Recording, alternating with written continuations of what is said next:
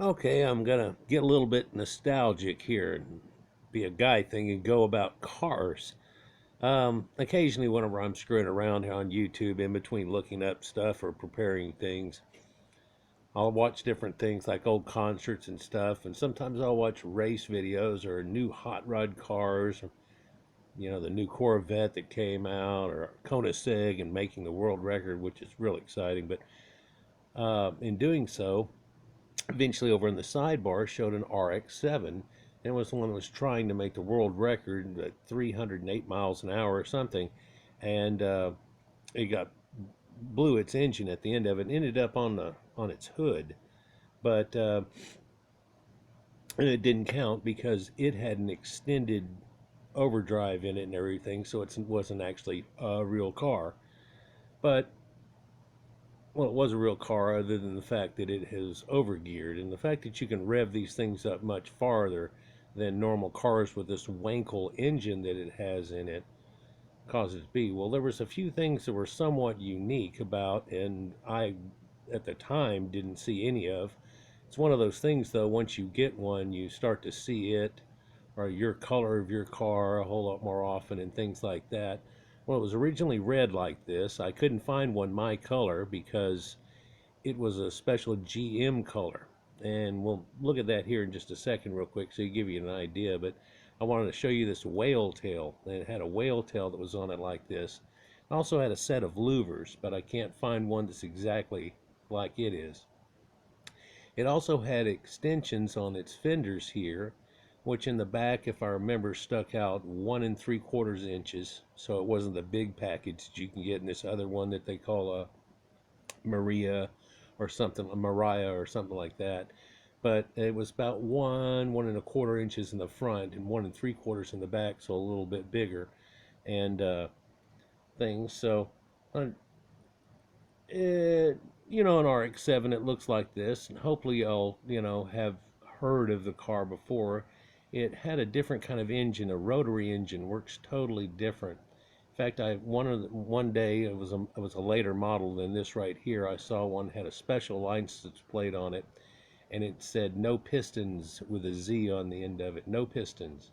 Well, it doesn't have pistons. It's a Wankel engine. It's rotary. It's kind of weird and unique and different. Here's one with kind of the extension package, but I bet you can't make it out on there. And almost the same whale tail, but if you can make it out, this one cuts off right here. Let's go out here a little bit and see. Yeah, that cuts off like here. It's pretty much this one. Whereas mine was melded in, and whenever you usually see them, it's a separate piece that you buy that's fiberglass, and you rivet it onto the body. You screw it onto there, and it's going to leave holes whenever it does it. Well, mine had been done that way, but it had been bondoed in after that and then painted this special color. We'll get into it here in a minute. Yeah, see here there's a Mariah, and you see this big flare extra that's got, I mean, it sticks out, what, 6 or 8 inches. Mine wasn't near that at all. I think they've got one that shows like that. But one way you could tell mine was done is it had a little extra stick out right where the gas cap was that we were looking at, and looked more like this one right here, although that's got the other kind of tail on it. And so the combinations was kind of, that's that same one there. The combination was somewhat rare. Yeah, that looks like it right there. And well, no, because how the regular ones still have that lip or the rim around the wheel. Mine still had that too. See if I can show you that just on a regular one or something. Yeah, see this little lip rim thing? Still had that, but whenever we put over it, it was an extra piece of fiberglass that went over it, and you riveted it through the body, and then you bonded it back over. There's another version like that that looks like it's got rivets still in it, and you leave it that way like they did on trucks and stuff. And this wasn't that kind either. So I'd see the different kinds, of course, like you do whenever you get a new car. Yeah, I had a muffler like this too on it too that was special. Come to find out there was a bunch of special things about it too after I started looking into it. And it was a weird way that I got into it in the first place. Tell you a little story. This guy that I had helped save his aquarium a couple of times and with all of his fish and everything ended up coming in and asking me. He was building a new house and he wanted me to consult on where to put extra plugs and things like that at. And it's this other local place was going to charge him like $350 to come out for a consultation fee. And I said, man, I'll do it for $100.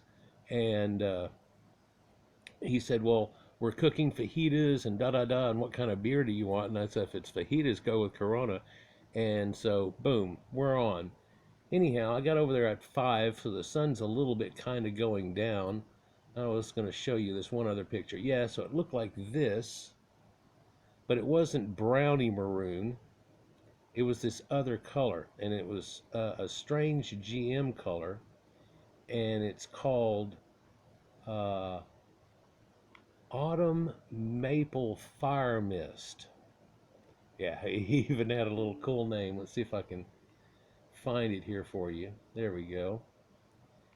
And it's a special color that was a special option apparently on Corvettes for just a few years. And here's an old Corvette that's been done with it, but I believe it was in the 80s that it was on a Corvette. They also had an option for an Eldorado, but this doesn't look right to me. If you look at this and this looks so much more brighter. Well, the weird thing was that it had a pearl metal flake effect. You can tell from the name. And inside the metal flakes was a metal flake that was about the same color of red that it was, which is a real burgundy effect, kind of like that on the left over there. And they also did it to an Eldorado Baritz and a Cadillac Sedan DeVille d'Elegance. And my mom had one of those. This is like, but a terrible picture. It's not showing sun reflection. Anyhow, and there's a Sedan DeVille d'Elegance. My mom had one, but it was green, and that was years before this. And this was reaching up in 1990. Anyhow, so this guy asked me to come over, and when I came over, he had it sitting out in front of his house, and I was like, wow, da-da-da. And he goes, yeah, that's somebody else. It's a friend of mine. I'm trying to sell it. And I was like, what the hell do you want for it? And he's like, $3,400. I go, $3,400? What's wrong with it? And he goes, well, we can't get it started now. And he thinks there's something wrong with the engine and all this. Here you can see this color where it is a deep maroon, but every place the lights hit it, it got a lot more excited of a color, like in candy apples and so on. And then it also had a bronzy kind of sheen onto it, like a pearl, whenever you'd see it. So it was that color. And so we went inside, and the guy was still marinating the chicken and doing all these things. And what I thought was pretty cool too is he had those skillets just like in the restaurant and stuff, and the idea was he was going to get those things roaring hot on the stove actually, and going to half cook them on this plate that he had that went across 2 of the burners at one time. Going to half cook them on that and do just like the restaurant, and then throw them on the skillet thing. And I said, well, it's just like the restaurant. And he goes, you got it. I said, well, let's get one of those beers and go out here and look at this car you got for sale. So I went out there and looking at it. Sun's still up pretty good. And whenever you got the light right, I could tell, bam, this thing, and it had been done extra clear coats onto it. So it looked as good as any of these that you see right now. Although it was probably so thick of a clear coat, and being the fact that it was in Texas in the heat that we have here in the summers and so on, it was already starting to crack just a little bit, right across the hood a little bit, and then on this fiberglass tail. But you can imagine with its thinness and the way that it worked out, it probably was going to do something similar to that. Anyhow, I got out there and got to looking at it, and I said, are these, it was all normal and everything? He goes, no, he had it all custom worked out and everything. He was trying to tell me about it. And I was like, let me take a look at the engine. Well, first I started to look inside, and he had some seat covers on it, but they were black with little red tubing onto it, like real good looking seat covers, but just those set over seat covers. I pulled back the seat cover, and it had Recaro seats in it that were black gray and had a little red tubular stuff on it, and had seat covers on it, I guess, to protect it. It had some leaves inside it and stuff and everything, and I'm like, what the hell? So, what's wrong with this thing? He goes, it won't start and da-da-da, but I can get it to fire up over, we can't get it to keep going. And I said, oh, you can show me that, right? And he goes, yeah. Let me go get the keys. And so he got the keys, and then that's whenever I got in. I'm like, Recaro seats and all this stuff. I turn around and click it open and pop it, and don't put the keys in or anything yet. And he opens up the hood, And whenever I go to look at it, it looks like, man, it's got a different little air thing. And he goes, oh yeah, there's something all special about it. Well, what it had in it was a total type different carburation than is on a normal RX-7. The RX-7 generally has a like a thermal reactor is what they call it, if I remember. And mine had a racing beat. Let me type this in, racing beat, tune port induction put onto it, and this whole package of racing beat that's on it. And when you look up racing beat, you're going to see stuff about racing and stuff. And racing beat, racing beat. Come on, if there's not a close-up of an engine. So there's an exhaust that I was telling you about, and it comes out and it's got like headers. And then the muffler thing he had on it, he said it was, well, it's kind of like a glass pipe. There it goes. Right there, racing beat, that. But what it had on the engine was this, well, you can't really see it in that little picture there. Let me see if I can find one that I can get it on and blow it up. There it is there again.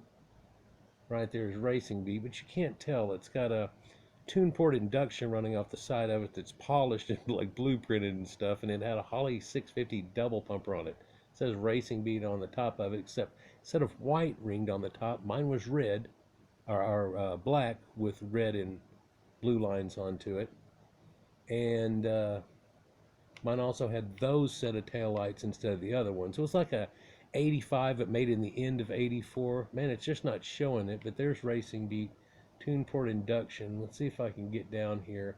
I hate flashing pictures across that quick at you, because whenever you do, you don't get to see. There it is, but it's not showing it right.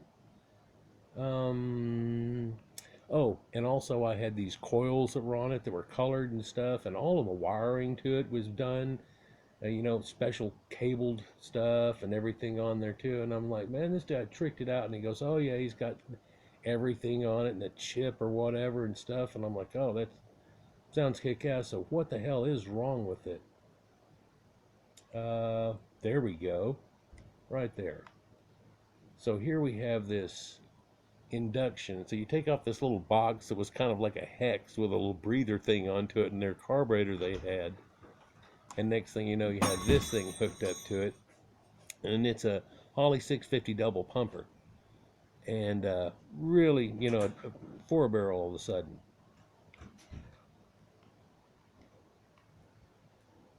So, and it had these extra coil springs, and then here you can see this muffler package that's with it. But he had one of those little covers covering up, even though it had that cool name on it, like we saw earlier in that picture.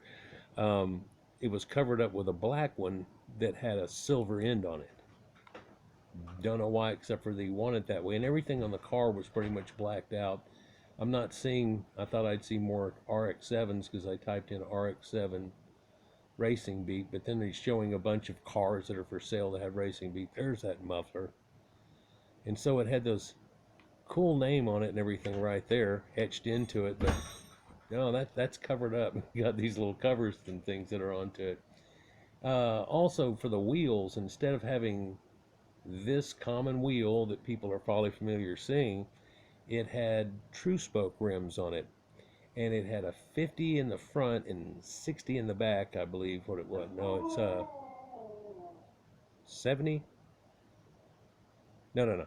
It had a 60 in the front and a 50 in the back. They were wide as hell, but it made it to where it stuck out because of the extension, just as wide as the extension was, kind of like this tire, but then all of a sudden it's wider, and you got a chance to look at it from the back, and it was like, man, it had wide tires on it and so on. Oh, they were, when I got them, they were Mickey Thompsons. Yeah, and so I'm like, what the hell's all wrong with this car? And he goes, oh, let me get this thing, and he goes into the other side of the car and grabbed out a floorboard, and it was starting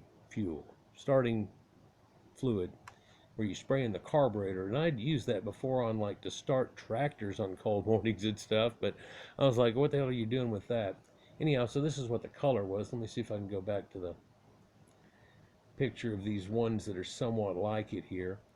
And so I'm just kind of doing this for memory's sake there. Well, no, that's the way the front end looked, but the back end, see how that has that extra rivets It's there. Mine didn't have the rivets, and that's all rim extra thing, and mine wasn't. It was about the same back rim that usually is there. It just stuck out 1 3/4 inches farther off. So it just gave it a beefier look. And there were different kinds of these. After like I said, after I had one, then all of a sudden you can see ones that are made up different. And there's ways that you can get an RX7 to look like an old Camaro. And there's another one that with the next year after this, like this style, and you can put a full package on it and make it look kind of like a Porsche. And there's pretty much it right there with the extra little package that goes onto it. So you can see it's just a little wider, and then there's this extra rim that goes around on the bottom of it. There was a back effect that I could have got for the back, but it did not have it. But I did have the front spoiler and so on there. Even had fog lamps, and the fog lamps that stuck into it were actually the same kind that were on a, yeah, so there's the back headlights. Now I had louvers like this. Oh, the fog lamps were the kind off of Audi, some kind of Audi, and they were glass and looked real cool. They fit right in there, so the guy had done that as an add-on. But my louvers were like that, and I also had the ones that were on the side right here, but it only had like 3 on the side, and on the top here it only had 5, counting the little flap here at the bottom that doesn't really count, whereas this one's got like 7 or 8, so it was a whole lot less. And right before I started this, I looked down through it and I couldn't find it. But see how this is fiberglassed in, but it doesn't have that point. That's that other version. Mine was the one that's a little more dish than this, and it had the point that's there, but it had been fiberglassed in. And like that original one that we were showing, and that's fiberglassed in. That's kind of the reason I started off with it. Slightly different version than that. So there we go. There, well, no, it doesn't have that little rim around it. It looks somewhat like this, but it had that little rim around it there. And of course, I had true spokes on it. It looked a little bit different. Everything was blacked out, and the interior was all black with those little red tube trims. And then, of course, it was that special red color, which looked kind of neat. Flip up headlights, and I had replaced the lights in it with the ones that are brighter and quasar blue or whatever they were calling them at the time. But so he started it up, or he had me try to start it up, and he had that starter fluid, and it fired right up and went, but just a second or two later, it was petering out and choking Peter out.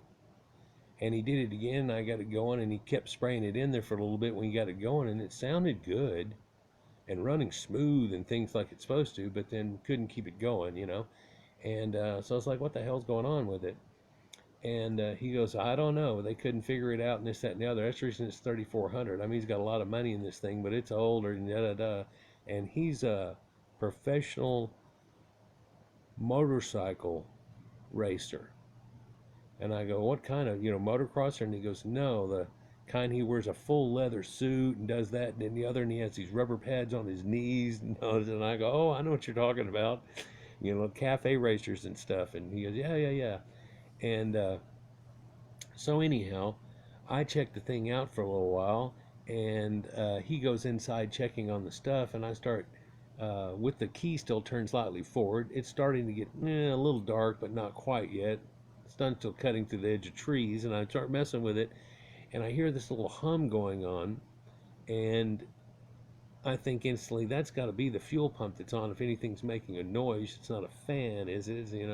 And when I get closer to the back, there it's got this sound. So I come up to the front and look, and where the fuel filter is, it's pretty dirty. But then I take the little connector that's onto it, unscrew it off of, pull it off of it, and there's really no gas coming out of this thing. Well, I'm like, what the hell? Okay, that's it's not getting gas whenever it's all the way forward. So I left it unclosed. I went in there and I tried to start it and everything, and still it didn't put out gas out of there. You could kind of see it through the window, and I leaned in. So I'm like, oh, that's got to be it, And I wonder if it's that simple. Could it possibly be only that simple? Well, I was real interested in the car. Needless to say, I told him I was going to come back tomorrow and work on it because I was off, and see if I could get it running and everything. And I'd give him, 3,400 if I thought it was worth it after I got through checking it all out and everything, and he said fantastic. Started to get dark. Went inside. He had redone the inside of the house, changed walls and stuff and everything, put in some special tile and everything. It was really fixing it up, and then going to move on to another one. He'd done that 2 or 3 times, and uh, got rich enough to buy a house and do it with it off of it. And after a couple more, he was going to try to do rent houses. Anyhow, so I consulted with the deal, did everything, had my little Corona beers and our fajitas, and came back over and tried to get it fixed up and talked to a mechanic and that I knew, and he said, "Oh, well, the fuel pump's not even working." And I go, "Man, I could hear it humming." And he's like, "It ain't working though. It ain't working. You take it loose from the thing." And I go, "Yeah, I did that, and I even tried to start the car, and that's what's happening." He goes, "It's not working. Even though it's making noise, it's probably not working. The diaphragm's da da da." And he goes, "You might get a car real cheap, get a fuel filter and another fuel pump and put it on there. All you really got to do is take it, and on the way going back to the gas thing, I think he said the fuel pump that was there, if it hasn't been replaced, is up inside the gas tank. So when that goes bad, there's no fixing that one. So you just go in line and cut it, take about 2 inches out for the fuel pump that's there. You can screw it to some screws that are right there. It's just front of the wheel where you can get out over the back wheels and da da da and everything." So I'm like, okay. And it cost me like, I don't know, $34, I think, for the fuel filter and the pump plus tax, maybe 37. Regardless, I got over there and tried to do the same little thing again just to make sure it wasn't something stupid. And no, but I found out that whenever they had clipped it and put it all together, there was one of those connectors, and there wasn't a good connection there. But when I made the connection, it just started humming again, and nothing's happening. So I killed it, got up under there and tried to, check out where it was hooked up at, and they already had one that was there, and that's what that extra wire was running down to, giving it power there, I guess. And so I said, all right, well, it's got, red, black, and this, da, da, da, da. So I unhooked that one, took it off of there, put another one on there, long story longer, and went in there and turned it forward to go to turn it on. When I turned it forward, it started not even humming, but I saw gas coming out of the thing, and I'm like, oh, hell. So I went up there and new fuel filter onto it, connected it right where it's supposed to be, and went and tried to start it a couple of times. Nothing happening, and then it sputtered and kicked, and then boom, and it fired up. And I couldn't keep it started for a second. It seemed like it had a little bit of air in it or something, and then all of a sudden everything was doing good. I guess I'd have to fill up the whole floats inside the Holley 650 double pumper and whatever. Why am I staying on this picture of a damn whale? Oh, I had it on whaletail. So that's the other style too, and I didn't want that. And there's a bunch of different styles like that. Anyhow, guys, long story longer, let me at least get up on a Rx7 here that's like it. Something like that. But you see, that style also you can see below. Mine was the other one. And I swear there was a picture of a silver one or something that really looked like it, but it didn't have the right ground effect on the front. There it is right there. And so mine kind of looked like that. It had the Mazda thing up here on it, but all the badges taken off. Didn't have these lights here. It had those ones I'm telling you about, and they were in here. And it didn't have this extra little skirt fringy thing stuck on there. Without having those rivets, that thing is just kind of beveled out like it is right here. And that rear end, see how it's beveled out, just a little bit. Just a little bit. Anyhow, so I got the thing fired up. Next thing you know, he came out there and he was wanting to know this, that, and the other, and then he was looking at it, and all of a sudden he was thinking maybe I shouldn't have apparently they had already talked and gone all the way down to 3,400 from his projected amount. But I guess that's about as close as you're going to get of one and get a full look. So, needless to say, I drove that thing home that day. And I messed with it that weekend again. And the fuel filter was already a little bit dirty, so I was like, I'm going to have to get somebody to do this to it and this, that to it. And I was kind of enamored with the thing and trying to get it all cleaned up. Took and detailed it and did everything. And all of a sudden, that paint was looking fantastic. But it had that little bit of crackle onto it. But hell, you couldn't. Cars are going to do that in Texas and stuff, so on. Anyhow, I had the thing for about 4 or 5 months, maybe. And it was getting to be an autumn weekend, and I was up in Dallas cruising around and stuff. I've done it, and I'd never met the guy that really owned the car. I'd done everything through this guy, and so I was riding around with it one time, and I went to go to a turn in and turn into a gas station. It was a Mobile, even as I remember, and this guy would come by me on a motorcycle wearing his leathery looking stuff, and he went by, and then all of a sudden he turns around, and then he's over here, and I go ahead and turn all in, and then he's in there and he's all over my ass, and I'm like, what the hell's going on? And I start to get out. We're at the pumps and everything. He's still got the thing running, and he's ran doing this little crap and everything, and he's wearing a full helmet and mask and everything. So he says, takes off his helmet, kills the bike, and he says, "That's my car." And I'm thinking, "Oh no, man." Well, I had the title and everything, so, and I was like, "No, man, I bought it. I bought this thing for a couple of months ago. Does it look like yours?" And he goes, "No, that used to be mine. I put that whaletail on. I did this and I did that." And I go, "You race motorcycles, huh?" And I pointed at his bike, and he goes, "Hell yeah."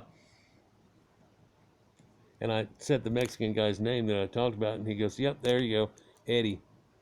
And so I ended up talking to him with a little bit, and he was all excited about it, that I had the thing back going and I was doing this and doing that. And when I told him whatever I had to do to get it back going, he was kind of pissed off a little bit at himself, but he didn't give a damn really. And he was kind of a rich dude a little bit.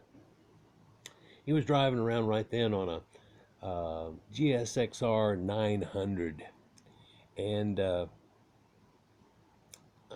asked him about racing his bikes and everything, and he goes, "Hey, I can give you a ride on this, and you give me a ride in my old car." And I was like, "Okay." So he took me for a ride in his motorcycle, and we literally came out of there, and one light, and you come up, turn right, and then you get onto an on-ramp, and you're onto the highway. And it's in between Arlington and headed towards Fort Worth where this happens at. And so it's a straight stretch and a long way, and a lot of times not clogged very much. And he tells me, squinch up against me like a girl and really get a hold on me and reach around and hold on here. And I was like, "Really?" And he goes, "I'm serious." And I'm like, "All right." So he told me all that shit and everything. We started going, and he did the first gear a little bit, and then made sure everything was cool in second gear, and then he just laid into the thing, got a little baby wheelie out of it, if anything, and then just laid into the thing. And by the time we were reaching on the on ramp, we were over 100 miles an hour, and he was going out on the highway. I started goosing him. We were like 140, 150, 160. I goosed the dude. I was like, "Hey, hey, hey, slow down." So he slowed down. Plus, we were coming up on some cars and everything. He slowed it all down, and he went back and forth between a couple of cars, and we were just zipping by him. And I don't know if you've ever been out on a motorcycle going that fast, but it's a whole lot different than being in a car. And then the dude ends up at, I guess we were about 85, 90 miles an hour, and he pulls a wheelie. And I don't know if you've ever been on one of those cafe racers like that and pull a wheelie, but you don't pull a wheelie. You almost go straight up in the freaking air. But I'm holding on to him, and I leaned forward when I was doing it, and he did too. And another thing he told me, he goes, "Hey, whenever I turn left, you got to be on the right side of me. Whenever I go right, you got to turn on your left. And whatever you do, don't sit and switch in the middle of it like I can't see, because you'll cause the bike." I was like, "Oh man," So anyhow, we went just a little bit, and I told him, "Hey, that's enough," and especially after the big wheelie and everything. And he rode the wheelie for I don't know, half a mile or more maybe, but because we were going so damn fast. But it wasn't really even that long of a one. Was able to set it down. It was so smooth too. It was like he goosed it right as he was setting it down, pretty much, and he's just kind of and just keep going. But I'm like, "Hey, you know, I'm good," Anyhow, so we go back and we get into the Rx7. I've got gas in it and everything, and I parked it over at the side of it while we went. And we get in it, and I go, "Man, you can take this thing." And what I've done to it is I had taken the jets out of the 650 double pumper, messing with a mechanic guy I know again, and turned them down to 53. We tried a 57, and it still did it. And what the problem was is whenever you goosed it all the way and opened up the four barrel and opened it up all the way, it would almost make a whenever you were holding on to it, especially if you're in lowest gear. And so I found that it would do that until the car kicked in, but it would go through first gear so rapidly, I just go ahead and dump the thing in second. Yeah, and it got going like 40, 50, 60 miles an hour. You click into third gear, and within a few seconds, you're all of a sudden braking 90 miles an hour. Whenever you push in the clutch to go into fourth, you just roll it out. Don't even go into fourth. Just let off the gas when you do and push in the clutch, and you brake at 100 miles an hour pretty damn easy. But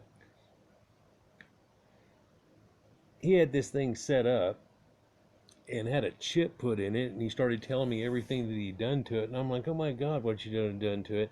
And he started telling me some of the prices of things, and basically I paid for the car what he paid for the whale tail and the extra pieces of fiberglass and the paint job. That he had like $1,200 in those rims. They were really true spokes. And the tires that were on there about 850 bucks, and they were still had at least half their life that's on them. Yeah, it sounded pretty cool. Those Recaro seats too were like 600 something dollars a piece. Yeah, those seat covers that he had over there, which I had off by that time. He said, you know, the seat covers that I used to have on there, if you still had them on there at Eddie's, and I go, yeah, and he said those things were 100 and something dollars. And I'm like, yeah, they weren't just cheap, but hell, there's a Recaro seat below it. And he goes, yeah, but I was protecting the Recaro seats. And I go, you know, there comes a point where you take the plastic off the damn couch. But he had the interior done on it. Some of the pieces of it, he had like black anodized, coated or whatever done to it and everything, and turned to that. It had a different knob for your uh, things in there. It had an Alpine stereo in it and speaker set up, and that thing was like 700 something dollars. It still worked. And a little boom box, two extra speakers in the back. There were an extra little boxes other than the two, if you know, that are on the sides and in the back where it's got them, and then so it had that extra amount. Anyhow, it was pretty cool to have it, and I had it for a few years. Had a girlfriend for a while, and I let her drive it as a sidecar. Even taught her how to drive stick. There was a problem that happened to this thing every once in a while. If anybody ever had the racing beat set up onto this thing, there's this extra deal that lets a small amount of oil into a mixture, and it bleeds it into your apex seals, which is what keeps your compression all going, and it keeps them somewhat lubed, is the way I understood it. And this thing let loose of it one time, but I constantly was looking at the engine at that time, and I heard a ting ting ting looking around, and I saw this thing hanging out, and if you lifted it up a little bit, it stuck right in this hole, but it needed a cotter pin. So I went to go get it. Whenever I went to get a cotter pin and came back, it had already worked its way right back out of there. So I got a little cotter pin, put it through there, and it worked fine. Anyhow, after letting her drive it for a little while and nobody checking onto it, dun dun dun, that thing was out there just loose. No one had checked it, been done for a while, and she said she was having trouble making it start. So I went out there, and sure enough, it was having trouble starting. Still had that can from a year ago now, more than that, a year and a half, two maybe, of that fuel spray type deal. I sprayed one little shot in there and it fired right up off of it. And I was, what the hell you got doing wrong? I looked up under there, that thing wasn't hooked up, no cotter pin.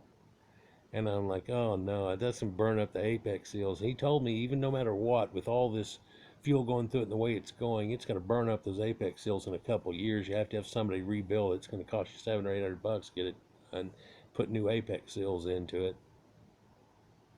Oh, it also had a different transmission hookup and everything from it that was out of some racing card, some kind of bullshit that was all hooked up onto it, and it felt real tight and everything, but a linkage setup that was all hooked up onto it.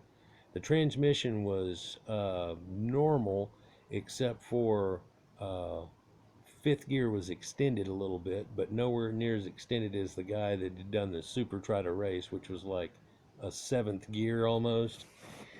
This was really like 5.4 or something like that. And really what it was is it zipped around real fast, but you get up on the highway and you threw it into overdrive and it no down like that, and you could be going 80 miles an hour. I go down to Austin 80, 85 miles an hour, and it would only be going like 34, 3,500 RPM, somewhere around in there.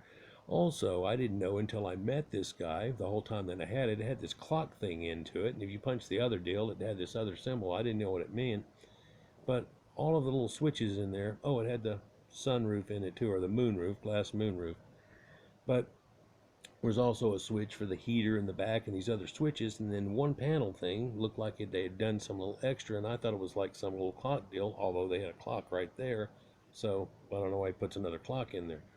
What that was out of a type of SUV. They took the fuel something off of it, and some dude messed with it or whatever and made it work.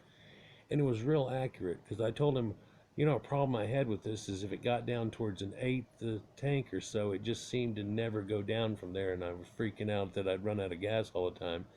And he said, "Oh yeah, but you don't even know about this." He punched the button one time, and then over there, then he punches this other button, and next thing you know, it tells me my fuel average. And then punch it again, and it tells you how much you have left on your thing. And he's like, "Oh, I didn't know what each one of those things is." So I'm like, "Oh, what the hell, yeah." And he goes, "It's still not accurate though, because it said I had 2.5 miles left when I ran out of gas one time because I tried to push it and see if it were, you know, how accurate it was, make it." Anyhow, so what else did it have on it, man? That may be just about it. Oh, it had cool floor mats and things like that that's in there, but I guess that's just about it. Oh, there was coating sprayed up where each little wheel was and under the bottom of the car that wasn't there from originally, and had that done to it once he had all the piping done to it that you'd never see unless you put the thing on a lift. But it was pretty neat. Oh yeah, bigger radiator than normal. There was something else on the engine too, other than the racing beat tune port induction that was done to the thing, but and the Holleys. But for an RX7, it had quite a bit of zip to it. But once she fried those apex seals, it ran out. Me and her had a falling out, and it pretty much didn't do any good after that point. And I could fire it up, but I had to spray starting fluid in it to get it started, and it would fire up. But I only got about 90% of the thrust out of the engine anymore. But get up on, you know, the highway, it'd still break 100 real easy. And no problem really with it in that situation. But it started retarding, getting worse and worse and worse a little bit off of it. During a night where we decided to go out drinking, I was over at a friend's house. I had apartments that were not too far from my place, but I left it over there because I got a ride from them, and I was supposed to come back in a week or two and do this thing, and then that got canceled. So we were waited another couple of weeks, and all of a sudden he calls me. He goes, "Your car ain't here." And I'm like, "What?" So he had to find out from the apartments who gets the cars and tows them away, and I called them, and they didn't know what the hell I was talking about. Yeah, I tried and tried, and they couldn't. So I started calling around, called their apartments too, and told them what had happened. And they said, "Well, it must have been abandoned, had a sticker on it at least for 48 hours, or nobody could take it out of there, and this, that, and the other. And here's the only two places that ever do it and stuff." And I go, "Well, at least you gave me the other number, thanks." And it wasn't there either. So I tried to find out where it was for weeks and weeks, laid off for a week or two, back on it again, and I found it. But after I found it, they wanted over $1,000 because of their $88 a day fee and $250 for originally getting it. And I called bullshit on them. I told them I'd give them the amount for the original tow, but I wasn't going to do anything other than that. And then they told me, "Oh, it had a flat tire and it had this." And I go, "No, I wasn't running a low tire either at the time." "Well, it's flat now. So if you do come to get it, you're going to have to and everything." And I went back and forth with him on it, tried to talk to a lawyer and see what I could do. And he goes, "There's a hard one on that." So anyhow, needless to say, I ended up losing the thing out of it, but didn't really get what I could have back out of it. I figured it was still worth probably about 5, 6 grand, and if I fix the engine back up, well, it'd easily be that much if I fix the engine back up and got the apex seals back going. Everything else was tight on the car, still pretty much. It had been rode hard and put away wet, but it still had a lot of life on it. A little bit more left on those expensive ass tires, and then I was going to have to get those replaced. But anyhow, I just thought I'd relate this to you in a car that I once had. Oh, well, there it is. So there it is. There's my front end. That's the way that it looked right there. And in fact, that's the whale tail, the way it looks before you put it on that. And then he bondoed it into there. That's the whole set. Yeah, that's the whole thing and all the extras and the sides and everything. Yeah. Anyhow, that's probably the closest what it looked like, but mine had the little glass one that'll pop up and do this thing right here. And it was a 13B engine, I believe. And rather, it was a 12A and a 13B, and it had the 13B on it.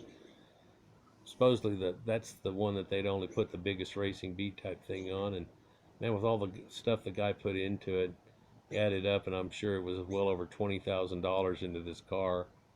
And he had said that he got it for 7 something. And then, of course, he did all that crap to it.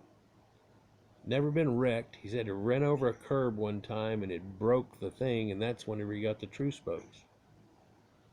So, or it screwed up his rim, and he just went ahead and that's when he got the true spokes. Because he wanted the wider tires anyhow. He said before he had the wider tires with the regular ones on there in the first place, you could burn the hell out of the tires. But he didn't want that. He wanted to grip and go. So, anyhow, there's my RX7 story. It's kind of, I don't know, probably the most unique car that I had. And in between this and the Celica that I did the other video about, I had 2 or 3 cars, and in fact had 2 cars at the time that I had this, so a third car. One of them was an old Delta 78 though, and the other one was a Malibu that I was driving, and then there was this thing, so it was a side extra. And I actually all had a work van that I could use too at the same time, so it didn't mean so much. But whenever I lost it after I did, it just kept going. I saw it about 4 years later, and this has been almost 20 years ago, but I saw it 4 years later, and about that long, and a guy had the same whale tail, color, everything looked all the same to a T. Still had the true spokes on it and everything. It's the reason I could tell it was mine. Couldn't catch it in traffic, got pinned back a little bit, lost him, but I knew that was the one there. Hell, I could tell my car from 100 yards away, and when he comes up going past me and stuff, I'm like, oh, there's my car. Or it was my car. So something happened out of that. And they must have filed for title and done things, because I never gave up that title after I pissed off as I was. I wondered after that, man, if I could look up that and then go, oh, it was stolen or something, but I didn't want to do that either. Anyhow, peace.